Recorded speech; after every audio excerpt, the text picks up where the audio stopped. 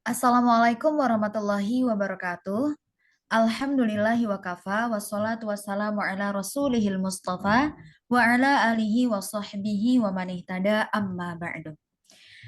Puji syukur kehadirat Allah Subhanahu wa taala yang telah memberikan kita nikmat sehat wal afiat sehingga saya sebagai kelompok yang menyajikan materi serta rekan-rekan saya diberikan kesempatan untuk memaparkan presentasi kami pada kesempatan kali ini. Salat serta salam tak lupa kita aturkan kepada baginda kita Nabi Muhammad SAW yang telah berhasil membawa umatnya tentunya dengan karunia Allah dari zaman kebodohan menuju zaman yang penuh dengan ilmu pengetahuan.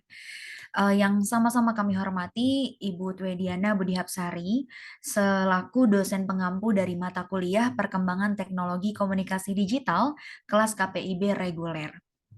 Baiklah teman-teman sekalian, pada kesempatan kali ini kami akan memaparkan materi yakni tentang sejarah buku.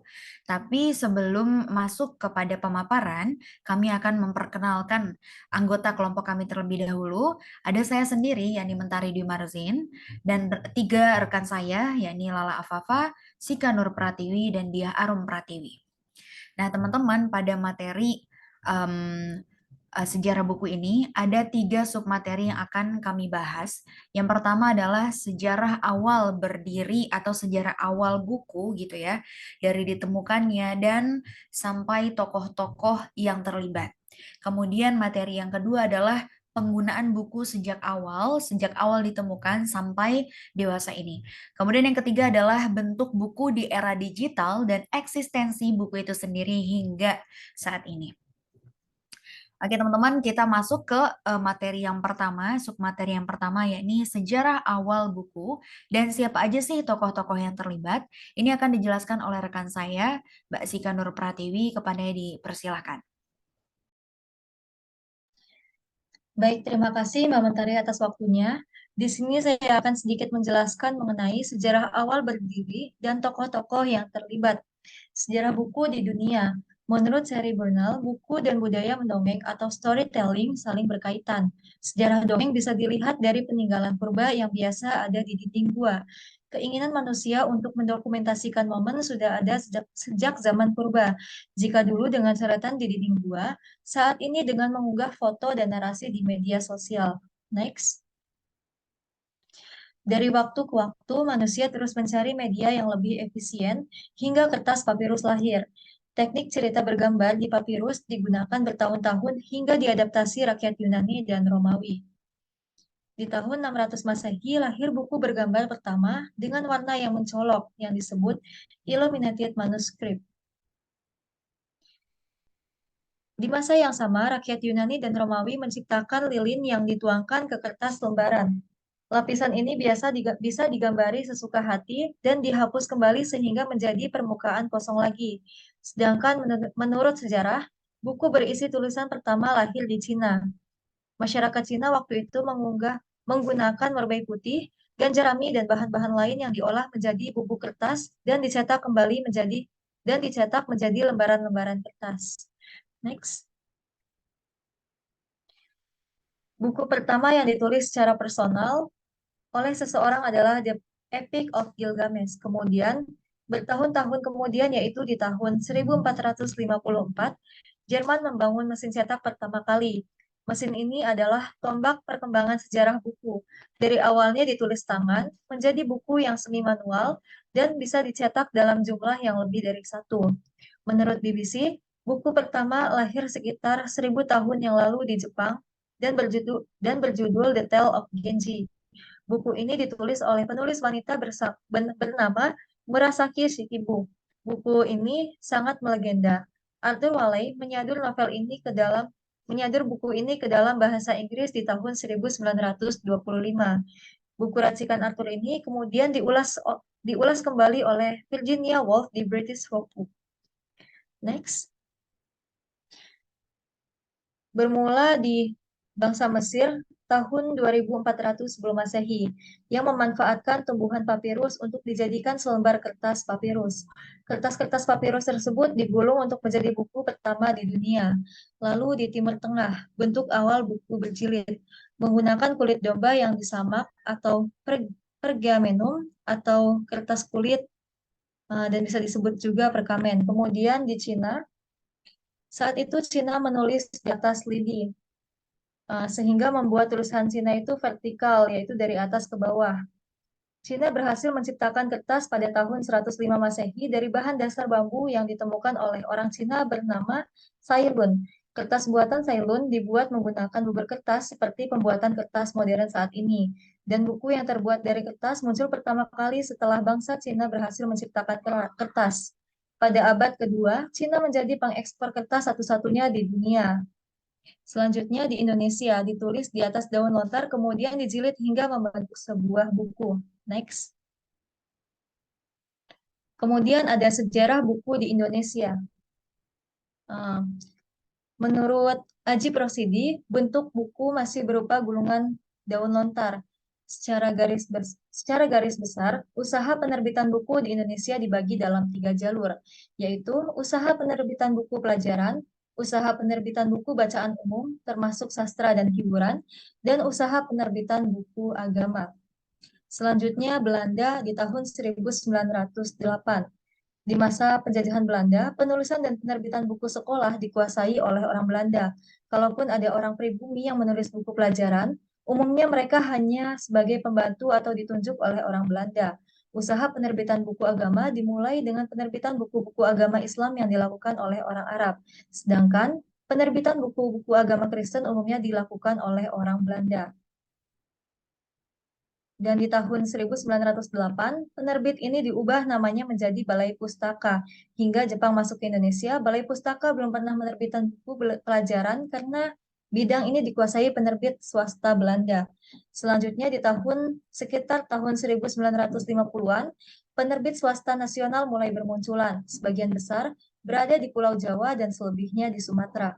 Pada awalnya, mereka bermotif politis dan idealis. Mereka ingin mengambil alih dominasi para penerbit Belanda yang setelah penyerahan kedaulatan di tahun 1950 masih diizinkan berusaha di Indonesia.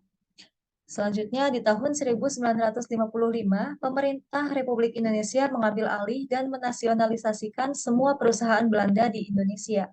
Kemudian, pemerintah berusaha mendorong pertumbuhan dan perkembangan usaha penerbit buku nasional dengan jalan memberi subsidi dan bahan baku kertas bagi para penerbit buku nasional, sehingga penerbit diwajibkan menjual buku-bukunya dengan harga murah. Selanjutnya, pemerintah mendirikan yayasan lektur yang bertugas mengatur bantuan pemerintah kepada penerbit dan mengendalikan harga buku. Pemerintah kemudian di tahun 1965 terjadi perubahan situasi politik di tanah air. Salah satu akibat dari perubahan itu adalah keluarnya kebijakan baru pemerintah dalam bidang politik, ekonomi, dan moneter. Penerbit yang menjadi anggota IKAPI yang semula berjumlah 13 pada tahun 1665 naik menjadi 600-an lebih. Sekian yang bisa saya jelaskan. Selanjutnya saya kembalikan ke moderator. Oke, baik. Terima kasih Mbak Sika atas penjelasannya tentang sejarah awal buku ditemukan hingga saat ini.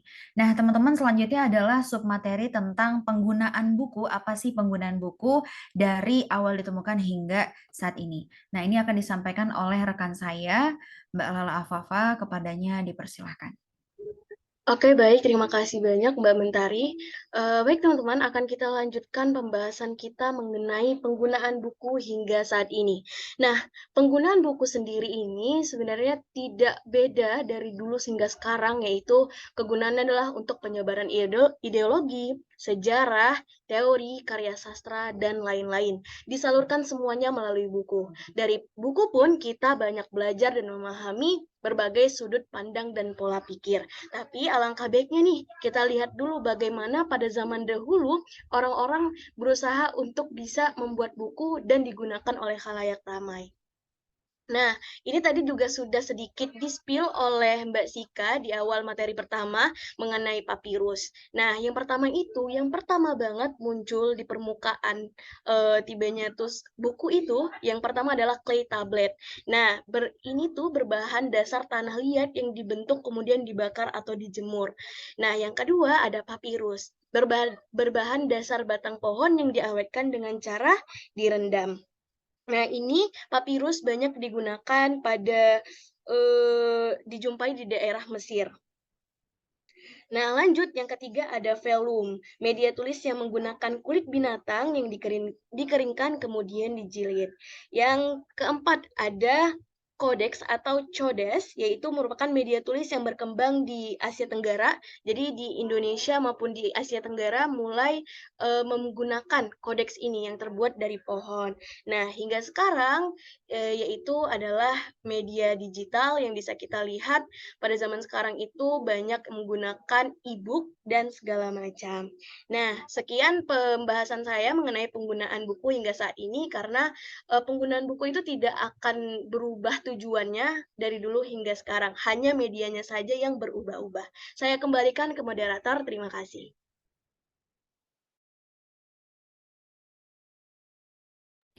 Oke, baik. Terima kasih Mbak Lala Afafa. Selanjutnya teman-teman adalah submateri tentang eksistensi buku gitu ya. Nah, ini akan dijelaskan oleh Mbak Dia Arum Pratiwi, kepadanya dipersilahkan. Baik, terima kasih untuk Mbak Mentari. Di sini saya akan sedikit menjelaskan tentang bentuk buku di era digital dan ekstensi buku hingga saat ini. Yang pertama yaitu buku cetak vs e-book. E-book adalah electronic book, adalah buku dalam bentuk digital atau versi elektronik dari buku yang dapat dibaca menggunakan ponsel, laptop, dan perangkat lain yang memungkinkan. Lalu beberapa yang lain mengatakan membaca e-book dengan ponsel pintar membuat mata sakit sebab terkena paparan cahaya ponsel terus-menerus saat membaca. Beberapa yang lain memilih buku cetak agar buku bisa dicoret-coret seperti digarisbawahi, diberi highlighter, ditandai, dan ditekuk untuk mempermudah keperluan masing-masing. Jadi, buku cetak pun masih banyak penggemarnya. Akan ada masa di mana kita akan memilih menggunakan buku cetak daripada e-book. Dan juga sebaliknya, sebab di antara keduanya masih mempunyai kelebihan dan kekurangan masing-masing. Yang kedua yaitu ada e-book, apakah buku cetak masih laku? Justru kita terbantu dari segi promosi dan produksi. Sekarang untuk mencari ahli desain grafis atau mencari percetakan buku yang murah bisa lewat internet. Promosi juga lebih mudah dan cepat lewat media sosial. Papar Hamid Basyaib.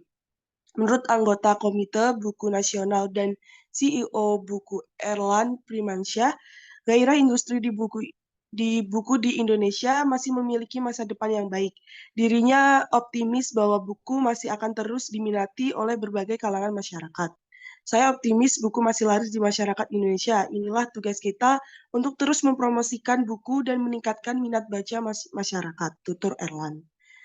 Yang ketiga yaitu minat baca Indonesia rendah. Apakah benar?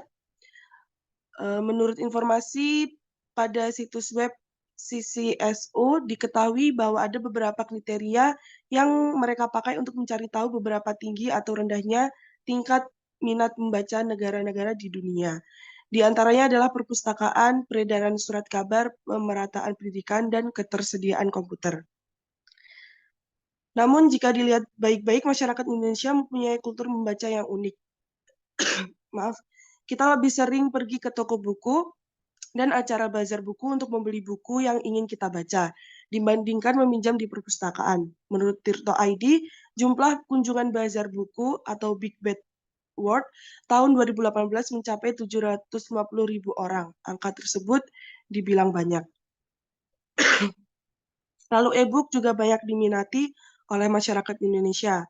Menurut informasi dari Republiko ID, Perpustakaan Nasional yang punya program meminjam buku secara daring ternyata cukup diminati masyarakat.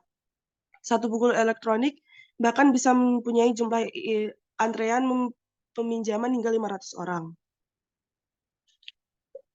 Walaupun masyarakat Indonesia jarang ke perpustakaan, ternyata masyarakat Indonesia memilih untuk membeli buku di toko-toko buku dan acara bazar buku, serta mendownload file e-book di internet daripada pergi ke perpustakaan.